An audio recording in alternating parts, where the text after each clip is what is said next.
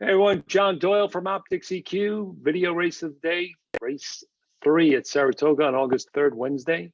And I think this is a little bit, it's a small field, but it's kind of a little bit of a tricky race, and it's going to challenge us. Hopefully you'll enjoy it. Have some fun with this.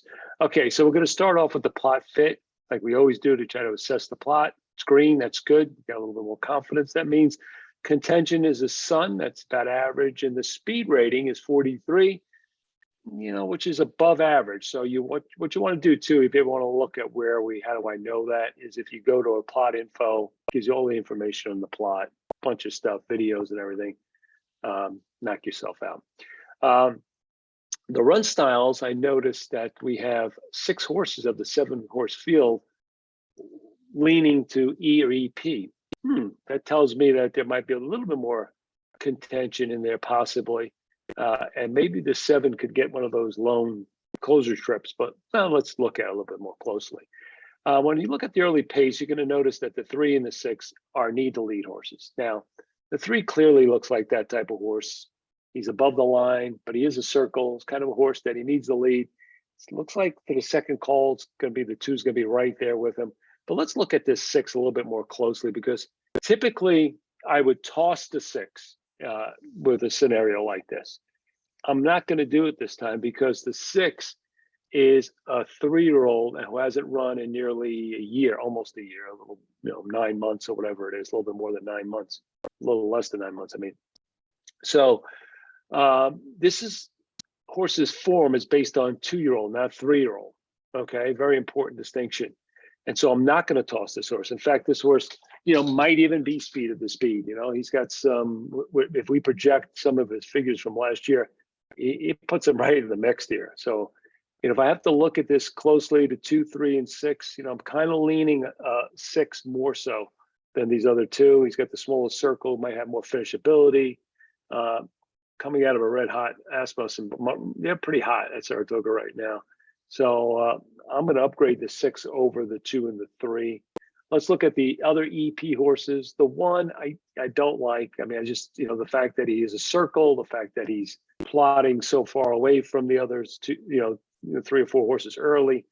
I think it's going to be difficult for him to keep up. But when we get to the form, you can see he's pretty much a toss to pretty much. The 4 and the 5 are the interesting ones, right? The 4 looks like he's going to be plots closer to lead. The 5 a little bit further away. Now they're both EP horses, right? So it's interesting. I think that the 4 being closer to the pace might be a better thing, but the 5 has the big square. We're going to look at those 2 a little bit more closely, because I think that's where this whole race lies on which one of these you prefer. So right now, I prefer the 6 early pace horses, and between the 4 and the 5 in terms of stalker types, to get the first run. And then I think the 7 is viable, at least for underneath. Plots way deep in quadrant 4. Don't like that so much. And he's a circle, which is usually elimination. But I think the surface distance is not relevant, because this horse has been coming out of routes. He's going to get back to sprinting. He hasn't done that in a long time. And I think he has the look, just especially because dynamics-wise, he may be the only horse that's running on late, if these horses really kind of go at it early. Okay, so let's get to the grid. Hopefully we didn't confuse you too much. So flip over to the grid. We're going to start with the 1 horse. This is the one we want to toss. You can see this horse is coming out of a non-winner's lifetime 2. So he's going up in class, ran a poor race the last time, did have trouble at the start. It's coming back in 10 days. Before that, it's all state breds. That's how she broke her maiden, or he broke his maiden out of a maiden 25 state bred race. And it was a weak race. Toss. I really don't like this horse at all. Going to move on to the number 2. This is a horse is the morning light favorite, surprisingly enough. Now, this horse has run some big figures in the past. And I think maybe that's part of the reason. You could see that those races came at Aqueduct too. So those are good races. But he popped out of the gate, lone. These are races where he's got a pretty clear early pace advantage. When he's dueling, as you can see, he did in his debut. He did at Aqueduct. The results aren't as good. Okay. The last time, I thought he really declined too, optics fig wise, and he was the first to quit out of that duel. I mean, this wasn't. I mean, this looks like he's actually was below today's level too, and he did it at least price wise. That race came over at Finger Lakes. I think he's against it. I'm against the 2 in this race also. Okay, let's go to the number 3 horse. This was the other speed horse, the other E horse in this race. He was lone last time, but that was much lower track. His Aqueduct race before that was terrible when he was actually hard lead, and when he made a hard lead was Preston Doyle. He's another horse that I think is going to be vulnerable. If I had to prefer again a horse out of those E horses, I like the 6th better. So we'll get to him. Let me just flip to the 4 because I thought this was the interesting horse. I thought this horse had some value, a little sneaky. So if you look at this horse, his last few races have been routing on the turf. He's sprinted on the turf previously, and you can see, like, if you look at his numbers on the turf, I guess they're kind of equivalent to some extent, but I don't know. I just think, this horse, especially if you go 2 back, notes project this horse's best performance is going to be on dirt. So this horse has run an 82 before, routing on the turf. I think he's getting back to sprinting on the dirt, which I think that's what his preferred, surface is. I mean, both his wins have come sprinting on the turf. Now these are lower numbers, but you got to remember they're early in his career. With the projection, we know he could run probably low 80. We know he can run low 82. Upgrade him for the sprint and dirt. Maybe he could be running in the mid 80s. Might get that right stalking trip behind some of the speed. I think this horse is the value. Now the only thing that there's one thing I like and don't like about this horse in terms of